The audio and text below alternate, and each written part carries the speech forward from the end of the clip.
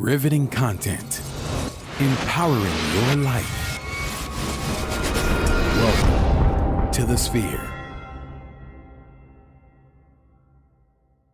This episode is sponsored by Houston Housewives of Finance. For more information on increasing your cash flow, becoming your own money manager, and to schedule your complimentary personal finance strategy, contact the Houston Housewives of Finance today at 1-844-700-4463. Houston. The Sphere Network. Looking to advertise? Join the Sphere's vast demographic reach of thousands of people all over the world. Send an email today at advertise@thesphere.tv or call us at area code 832-772-7789. Elite Dental Wellness. At Elite Dental Wellness, Dr. Ashandra Baptiste understands that one of the biggest obstacles is dental fear. The vision at Elite Dental Wellness is to ensure every patient is treated with respect, ultimate care, patience, and love. Call us today to make an appointment at area code 713-789-8680.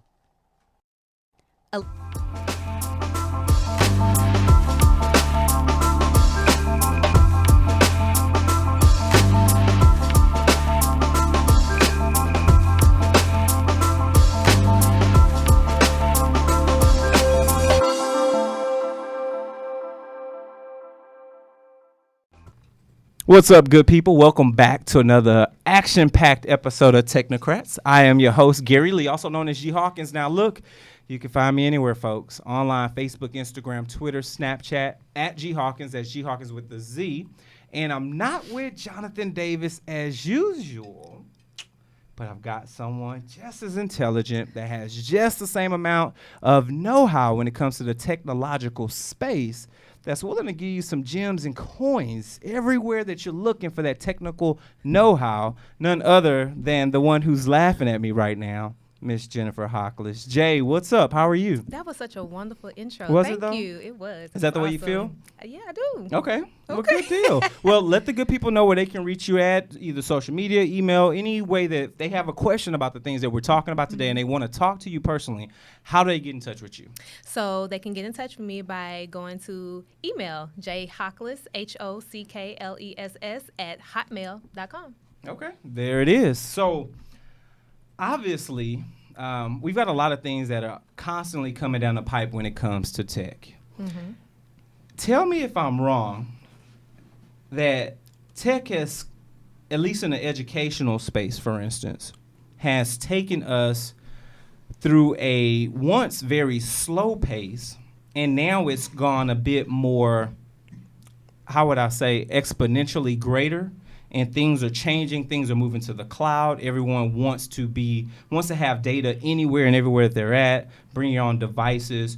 Would you say, just in general, you've seen a lot of technology move that direction? Most definitely, because in education, as far as coming from an administrator standpoint, nobody wants to be tethered to their desk all of the time. They have to go to meetings. They have to go to conferences. So they want to be able to access their information from wherever they are. Yeah. So moving things to the cloud, your documents, your files, anything like that, you know, that's where they're going. And that's. But what would you say is, like, how do you feel about that burden of having to take what we knew was tried and true with Exchange servers and Active Directory and things that were local that were under our complete control, to moving them to where if you've lost internet connectivity, you might have lost everything else that's associated with it? A burden?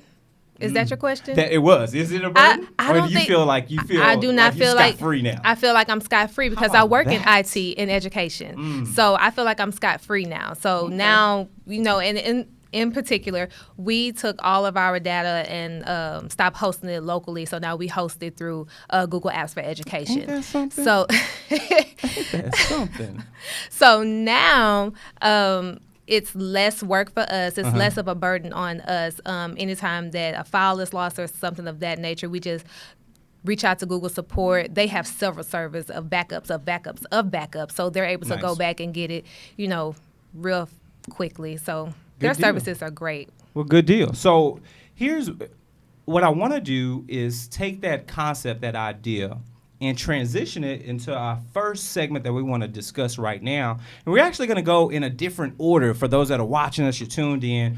Obviously, we love to start with our news and then move into some other things, but we're going to flip the script while we got Jay Hawk in the building, cheesing into the camera and whatnot. So let's start talking from a digital trends perspective.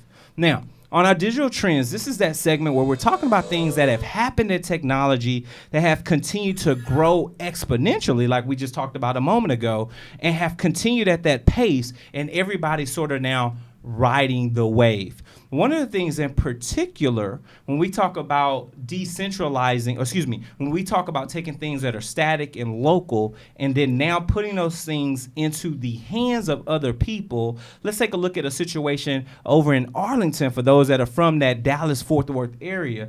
It looks like a ride-sharing service is looking to replace the buses that are right there. So for those that are watching us right now, you're tuned in live on Facebook. I want to say what's up. I see you, Jesse, Brandy, Barron. I see y'all tuned in. Appreciate it. Make sure y'all hit the share button. If y'all got any questions, make sure you drop them there. But for those that are tuned in, we're going to pull this article up for you to be able to see it. For those that are audio only, ride along with us, no pun intended. But there's a particular news service called VIA that's rolling out in Arlington area. And they are going to be subsidizing the cost of individuals to ride at a price point of $3 per person. Now, normally you can, hop on a bus and do some other things, but the mayor and other people around him believe that this is going to be the direction of moving forward in the future. That's going to also include $10 weekly passes. That's going to include the ability to be picked up in local areas or swapped out in different transportation packs. We're talking about it's almost like moving things to a centralized place that's no longer governed by those that are local to your state or city, but by one particular company. I have my own feel about this, especially in Texas, and I remember, and Jayhawk, I don't know about you, but I remember at one point certain services came into Houston with the Beltway and things like that, and they were supposed to be free after a certain point.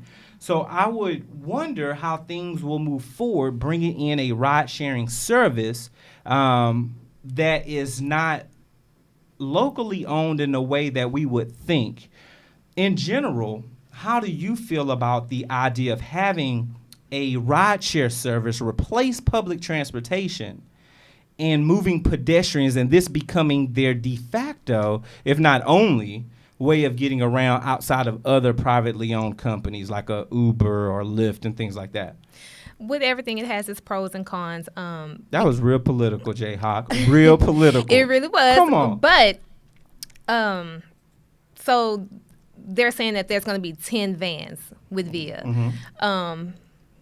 And those 10 vans, they seat how many people versus the amount of people that a city bus could seat. Talk about it. So that is my initial concern, because it sounds great. Like you pick me up at point A and you take me directly to my point B. That is great, instead of doing transfer after transfer to get where I have to go. But how many people can you successfully transport in a steady fashion of time? Sure. And I would even add to that, even if let's say you do grow that out, right? And obviously it starts at 10 and goes to 100. Mm-hmm. Next thing you know, there's 1,000 of these vans on the road, replacing buses in some way, shape, form, or fashion. Mm-hmm. Are we looking at the end of public transportation as we knew it? Are we looking at the end of routes where people could walk a certain pace and get on and do that? Or do you think that this, as a true replacement, will become that new standard where a generation from now, all they'll know is a ride-sharing service of some sort, whether it is a Uber, whether it is a Via that we're talking about right now, or Waymo, or whether it is a Lyft? I definitely think it has the potential to replace that. I do. I honestly do, because it's forward thinking, Sure. it's future thinking, and that's just where we're headed. Like, it's a rideshare company popping up everywhere. Yeah. So I do feel like it could eventually replace public transportation as a whole. And see, that's why I asked you the question just briefly in conversation about the educational piece earlier, because working in educational IT myself, I've seen these shifts of whatever becomes popular outside the doors, we want to bring it inside the doors. And so you see companies like, and I keep referencing for those that are tuned in right now, we're not sponsored by Uber, but I make the reference to a company like Uber because it's one of the most popular. I make a reference to someone like Lyft because they're one of the most popular. But those were to some degree outside of your local governmental situations. And now they've decided, okay, well, let's try this same popular method that's in your commercial space. Let's bring it into the governmental space. And I'm just wondering, how elastic these companies will become and allow for different regulations that governments have that commercial companies don't have to have, or will we see things become a bit more lackadaisical, like a bring your own device in an educational situation, where now, okay, well, I don't have to have this particular make and model. It doesn't have to have the professional version of Windows. I can bring my Mac and still do X, Y, and Z because regulations are now lax. So I guess we'll see. We'll see what happens in Arlington. For anybody who's tuned in right now, if you are in Arlington, shoot us an email. Technocrats@thesphere.tv. We would love to hear if you think this is a good idea for your city. You're in that Oak Cliff. That's my hood. You're around that area. Get it in. I will go there, Jayhawk, in the middle of the show because people have to understand where I'm from. Not that I'm from Oak Cliff. I'm not saying that. I was going to say you're from Houston. Yeah, exactly. Right. But I'm from South Park. But that's a different conversation for a totally different day. But we want to know. Hit us up on social media @thesphere.tv. Use our coveted hashtag Technocrats. And we want to know how you feel about this. So before we continue to move forward, and obviously we talked about the coins this is going to cost you, but let's talk about a company that can help you save some money, and that's the Houston Housewives of Finance. So, did you know that only 4 states in the United States offer financial education? 33% or more than 77 million of Americans don't pay their bills on time. 39% of Americans carry credit card debt from month to month, and 39% of adults say they don't have enough in savings. Don't become one of these statistics, folks. Let Houston Housewives of Finance advise you on increasing your cash flow and becoming your own money manager by scheduling your complimentary personal financial literacy strategy. Contact Houston Housewives of Finance today at area code 1-844-700-4463 or send them an email over to info@HoustonHousewivesOfFinance.com. Ask them how you can participate in a complimentary financial literacy workshop near you.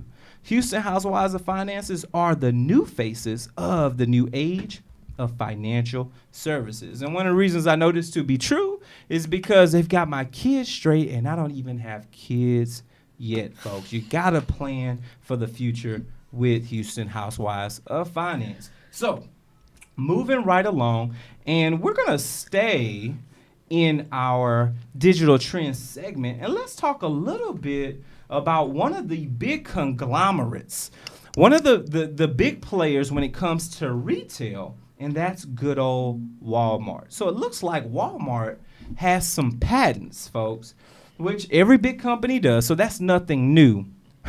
But it's what their patent, what the patent is pushing forward, which may, I guess, kind of put you in a position of question. Walmart's looking to patent drones that will tend to people's farms. Jayhawk, what's going on with Walmart in this situation? Okay, so Walmart has applied for these patents where they want to have drones tend to the farms, their farms in particular, where they can distribute pesticide to a particular area that's been affected by, little pesky bugs instead of distributing to an entire field. Or if they see that there's some damage somewhere, it's easier to identify than walking fields and rows of crops and things like that. So what that is supposed to do is it's supposed to help produce their market vegetables and fruits and things like that faster so they can get to the stores faster. Gotcha. So, okay, let me say this. I have no qualms with drones being able to deliver pesticides and whatnot. I think that makes sense, right? I think that you can obviously have a more efficient system by doing that, and I think that it will be something that definitely decreases their bottom line while increasing their output, because they obviously want to be able to get these fruits, vegetables, whatever, to clientele faster. The question becomes, and obviously it's a technology show for folks, but I have to wonder how many jobs are cut when you do this, when you implement this new technology. You know, who's really affected? And if you're going to cut out all these people who were doing these jobs, are you then going to hire those same people or even train them to become mechanical technicians or engineers to be able to fix these drones, become drone pilots to be able to facilitate the utilization of these drones? Are you going to put strategic plans in place that coincide with the technology you want to release to ensure people don't lose their jobs to technology? And I think that's one of the biggest scares that people are starting to realize that exists. I might lose my job to a robot. And this is a prime example. Yeah, and it's in several factors when it comes to Walmart in particular. You have the self checkout, so that takes away jobs for cashiers. And then there's this feature now where you can take a shopping basket and a handheld scanner and walk through the store, scan your merchandise, and just bag it as you're walking through the store. I so like that. And now you're out. So you honest. like it as love on that the idea. consumer end, it is bomb. Yeah. But from an employee standpoint, what happened to the cashier? She like, what? What I do now? But they're not even in their lines anyway. You go in the see, that's why I don't shop at Walmart. I'm just being honest. Because you go stand in lines today anyway, and there's like 20 people standing in one line, then they got 40 registers, but it's only two open. Who does this? That's not a lie. It's not a lie. No matter what Walmart you go to, that is the culture. That's bad business. I mean, there's some opportunities to fix some other things that'll help out us, the shoppers. But one of the reasons why I don't shop here. But for them, what they're saying is agricultural drones will be over the $1 billion mark in less than 8 years. So we're talking tripling from 2016. So I think that what they're seeing is a playbook from Amazon. So for those that are tuned in right now, if you're one of our faithful subscribers, you remember us having a conversation about Amazon starting to do drone deliveries back in the United Kingdom and starting to test that out. We've had these conversations on the show, and that's the direction that they're gonna go in here in the U.S. We're already showing the patents. They've already gotten with the FAA in regards to what they want to deliver, and I would put money on the table to guarantee that at some point before the next decade is up, meaning in the 2020s, we're going to see, because of this beginning, we're going to start to see Walmart drones doing deliveries from their websites. Yeah. We're going to start to see these same Amazon Go style stores where you go in, put your stuff in, it automatically sees you, tracks you, charges your Walmart account. You're going to see that same philosophy moving forward, because to me, it looks like they're saying, Amazon, we see your playbook. We've got to follow suit. We're going to coin it in an agricultural term, but I think you'll see this come to residential immediately. I don't see them holding back. I agree. How would you feel about that if you got your products delivered via drone? From a consumer standpoint, Yeah. that is bomb. But I love to hear the butt in your voice, because I hear it. But from the employee standpoint, it's like, now I have to figure out how to secure my job. And that's the unfortunate part about it. No, I get it. So, Facebook Livers, I see some more people tuned in. Lionel, I see you. Antoinette Staples, hey, Netta, what's up? Make sure y'all hit the share button, share the show out. We're about to end our Facebook Live, but guess what?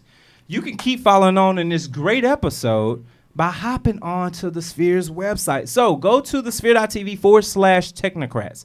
we've got a couple of options for you folks. iTunes is up, Google Play, SoundCloud, YouTube, Stitcher, Spreaker, iHeartRadio, and of course we're working on a couple of other delivery platforms, maybe even some drones, okay? We might even start dropping episodes via drones if everybody else is using them. Why not? So along with that though, you want to do the coveted thing, and that's share this thing out. So share it with your friends, your family, your colleagues, share it with your loved ones, share it with your haters, share it with anyone and everyone that's willing to get this content that's happening right here on Technocrats. Plus, give us that constructive criticism. We want to know how we're doing. Hit the likes, hit the stars. Let us know how we can build a better show to deliver this technological content directly to you. And last but not least, if you truly love what we're doing, and we've had a few of these lately, so I'm so thankful, so happy for it, sow a seed and donate. So go to sphere.tv/donate. A couple of options for you. You can do a donation right on the website, do a one-time donation. We'll shout you out, give you some love. There's some other things that we're going to be giving folks who donate, as well as donate via Patreon, and that's a subscription-based donation, and we're going to get you exclusive content that's aimed directly at you. So, folks, we're about to cut Facebook Live, but remember, you can tune in and get more info right here at the Sphere.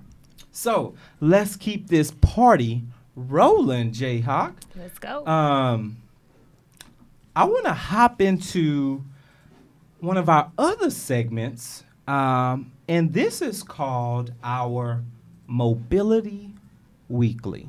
So for those that are tuned in right now, let's talk a little bit about Apple and some things that we want to see from iOS 12. Now, obviously, you've got rumors, you've got news that's popping up left and right, all about things that are happening with iOS 12.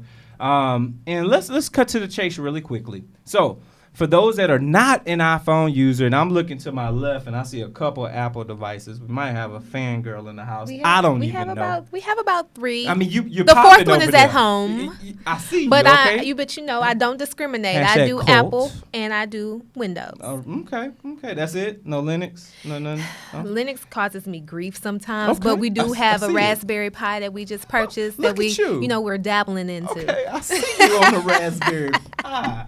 Why not? So, cutting to the chase, folks. iOS 12. If you don't have a iOS device, you're an Android user, or you out there rocking with a Windows phone, it's cool. No judgment over here. We've had some great things to say about Windows phone.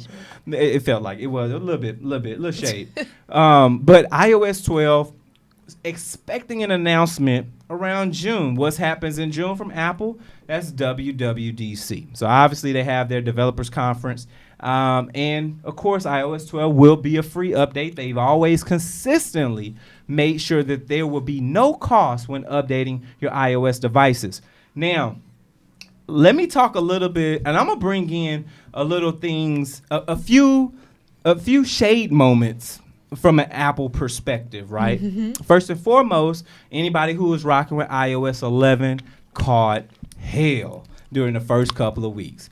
Bugs galore. You couldn't even type certain letters, and things was crazy. And it's still bugs. Things are happening. So if you don't mind, Jayhawk, share a little bit of your iOS 11 experience. So my phone would just randomly cut off. In mid-conversation, in mid of whatever I'm doing, it would cut off, reboot, and now I have to start from square one from whatever I was doing. Ain't that something? In regards to me using my control center and turning off, let's say, my Bluetooth or my Wi-Fi, it doesn't turn the radios off. It just... Wait a minute. Yeah. Everything's still popping. Everything's still popping. That service is still running in the background. It does not turn it off. It's a facade. It's a facade. I felt bamboozled, hoodwinked. I love it. So those are just a couple of things that I particularly have experienced. And see, I've had some issues with iOS 11 with our Square stand and payment reader. Mm-hmm. Like things just randomly disconnect. And I had some issues with iOS 11 being able to utilize a lightning out to HDMI converter, mm-hmm. where it just completely stopped working on a new update, and things were working fine beforehand. So I've seen a lot of small issues. So obviously, for those that are having those continual problems, iOS 12 could be a heaven sent. Or it could be more hell. We don't even know. But they're also saying, so bug fixes are big. That's something that we can expect to be enlisted inside of iOS 12, the newest update coming from Apple. One of the other things that we're probably going to be looking for is the convergence of some sort of iOS apps in macOS.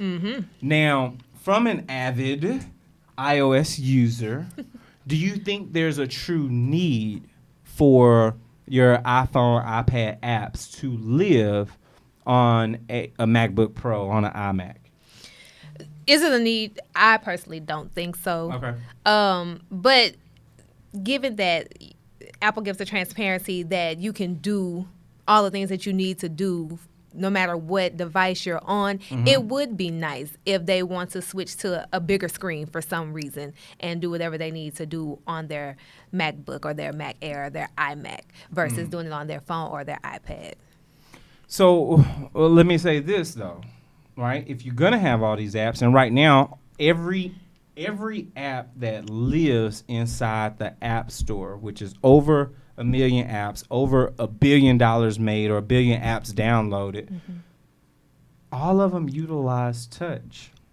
If that's the case, do you foresee, you see where I'm going, don't you? I see where you you're caught going. That angle. I caught it. MacBook Pros or regular MacBooks or MacBook Airs, if they re-release a new version, iMacs, do you foresee these devices going touchscreen? And if so, how does that impact the sale of iPads? Yeah, I dropped some on the table. You did. I did like, that. Boom. Yes, we need sound effects in the studio. With the boom. We do. I don't foresee it impacting iPads that much because iPads are super portable. They're lightweight. They can go anywhere, be stored anywhere. They're just super portable. I agree. So I don't really see it affecting them that much. However, it would be kind of necessary, so to speak, or there would have to be some type of redevelopment of these apps so that they could work on the Mac OS. Like you would have to I think some apps would be obsolete at that point. I mean, I couldn't foresee as an app developer, I wouldn't foresee having to go back in and making mouse utilizations for my app. And every app developer doing that in order for their apps to be functional in some way, shape, or form, right? So I would either think, just the hover of the mouse does the input of a finger, but I don't see people utilizing these apps if they're going to be forced to have to use a magic mouse, a pad, know, the trackpad. I don't foresee that. I agree because the transition has to be seamless. If it's touch on my phone, if it's touch on my iPad, I need it to be touch in the new environment that I'm going to as well. So yeah, they would definitely have to have a touch interface, which I'm kind of surprised they haven't done it already. Well, like even Chromebooks have touch screens now. But I think that I sit on the other side of the table from you. I think that they legitimately said internally, and this is my opinion, not that Apple's ever released this information, but legitimately said, we don't want to cannibalize our iPads because they're such a money maker, and they have been the de facto tablets moving forward. When people talk tablet, they talk iPad, even if they've got an Android tablet, which you don't see that often, and people don't carry. I still have an iPad 2, I think. And it still functions. It's got iOS 11 on it. That took some functionality away, if anything. But I've got an older iPad, a newer iPad, and obviously we're going to talk about something in a moment that may change the game in regards to that. But I didn't see them wanting to make that transition 3 years ago, 5 years ago, simply because that was their moneymaker. People weren't buying MacBook Pros by droves like they were for your iPads. So why give the same functionality? You've already added mission control so the apps appear like they do on an iPad anyway with mission control. So if you give it full touchscreen, now you're cutting right into the profits. Because if I got to decide it's a $400 difference between a device and I can have a full laptop, I may not buy the tablet versus the same person who buys the tablet and the laptop. You see what I'm saying? You make a valid point. Sheesh, don't I do, okay? You can't. Don't I do? You make a valid point. But we'll see. We'll see. And We obviously will. there are other things we want from this. And I'm just reading back at this article that talks about some of the items that they want to see going into iOS 12. There's some wish list stuff in the App Store. That's my biggest thing. Can we bring the wish list back, please? I didn't even know that was a big thing. It's for somebody like me that likes to go back and delve into things after that. Like I may hear about something on the flyby. I need to look it up, add that to a wish list or whatever, and go back to it later. Versus I don't want to have to go to my notes. I got you. That makes sense. Camera controls, people are wanting in the camera app, which makes sense. A movable back button. One that doesn't just live in that top left-hand corner where that's the only way you can get back. More file customization, system-wide autofill. I mean, the list goes on and on and on. But it sounds like to me that there's some changes. More than anything, stability needs to go into iOS 12. Definitely. And bringing up this one little shade point, I remember, and I'm sure you do, that Apple made a comment and said, hey, we don't necessarily slow down your devices when the new version of iOS comes out, but we don't want it to burn your battery out. And then they have to come back and switch the verbiage up as far as, does it really use that much more battery power to slow your processor down? But do you think that is something that will be fixed or regulated in some form or fashion in this latest version of iOS 12? I think we're going to have to wait and see. Like, Apple caught a lot of heat for that. A lot of heat for that. So, if they have a good PR person, I think that they would go ahead and make the change. But, we'll have to see. I guess we will. We shall see what happened. Folks, for those that are tuned in, hit us up on social media, Atmosphere TV. Use the hashtag Technocrats. What do you want to see from iOS 12? Let us know. Hopefully there's some really cool things from it. But you know what we want to see? We want to see some advertisement over here at the Sphere. So this particular portion is sponsored, yes, Jayhawk, by us sitting right here at this table. So are you starting your business or looking for a place to advertise? Do you have a need to reach out to thousands of people across the world to build your brand or sell your product? If so, get your product placement and advertising needs handled right here at the Sphere.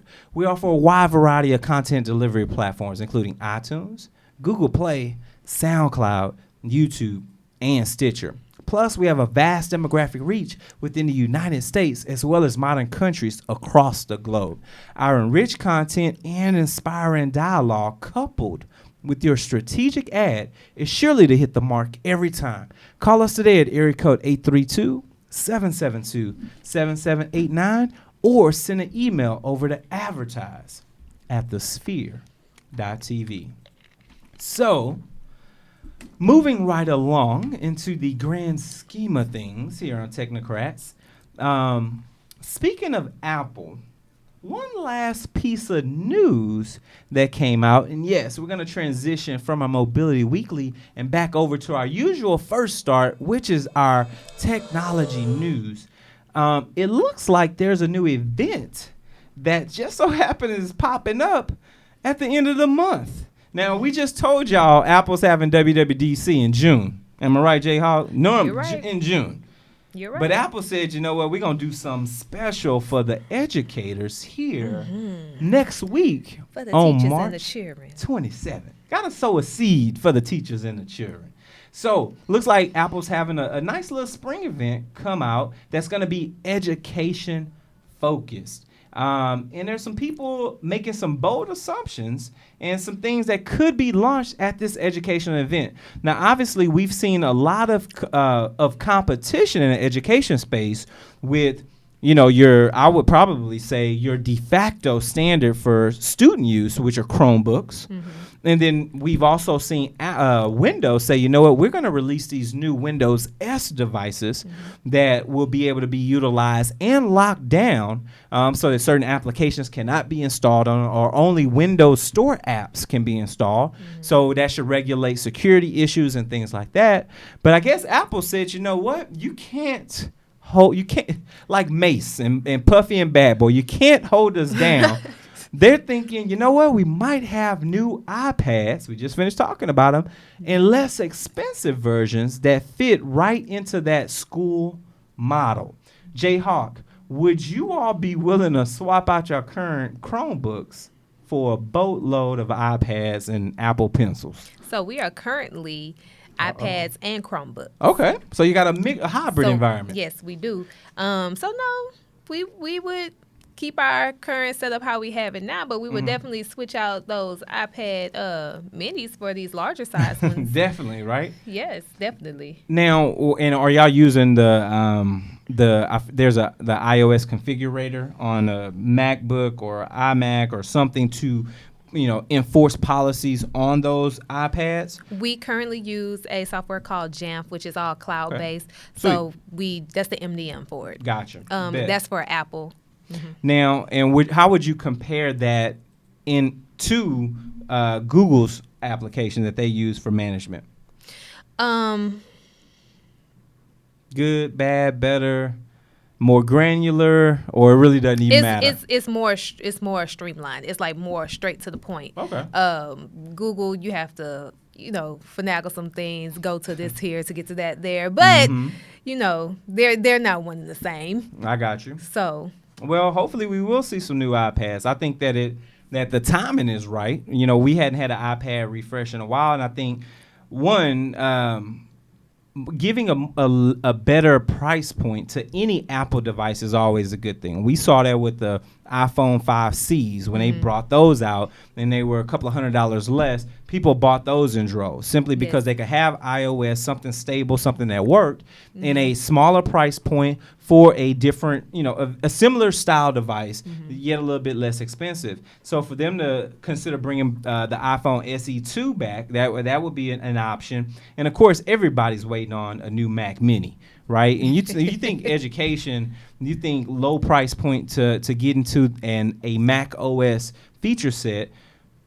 It's hard to beat the Mac Mini. Right now, priced at $499. That's the least expensive Mac you're going to find anywhere in the world. Obviously, something that's brand new from Apple. Yeah. But I would even love to see them with a less expensive iMac, because I think that you could possibly start rolling those out in labs and other places versus just having a Chrome OS lab or having a mobile cart full of tablets. Right. So I think there's some other options that Apple should look at. But I guess we'll see. It's another speculative situation. Who knows what Apple's going to do, what Tim Cook has under the hood over there. Who knows? I kind of miss Steve Jobs, though. I'll just keep it a buck. I do. But we'll see.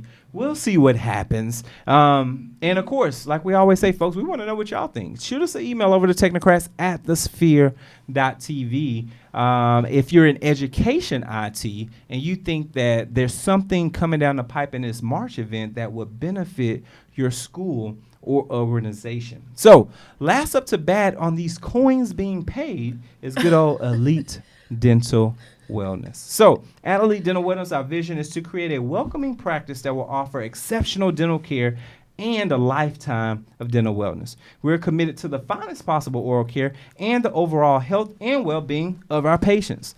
Elite Dental Wellness is built upon a foundation of integrity, expertise, and service. Through our commitment to modern dentistry, continuing education, and a friendly atmosphere, we strive to make our patients feel that they are part of our family. Dentistry can be scary, daunting, and uncomfortable, but Dr. Bertice and her team work tirelessly to ensure your comfort. Make your appointment today with Dr. Chandra Batiste at Elite Dental Wellness by calling area code 713-789-8680. And if you say the Sphere, you can receive 10% off your dental treatment. Jayhawk, it has been a true pleasure sitting at this table with you. You're pretty precise and to the point. Got me a little nervous at times. Me? I feel a little rogue sitting here with you. You do kind of go off script, but you tried it. That's Yeah, I like that. You got your own sound effects too. I do. I bring a whole kit and caboodle. I bring a whole kit and caboodle. Well, give the good people your contact info for those that are listening, audio only. Let them know where they can reach you if they got any questions that they want to direct your way. You can reach me by email at jhockless, HOCKLESS@hotmail.com. There it is, folks. And of course, you can reach me anywhere online: Facebook, Instagram, Twitter, Snapchat. I'm at the post office on the 1st and 15th, just doing what I do at G Hawkins.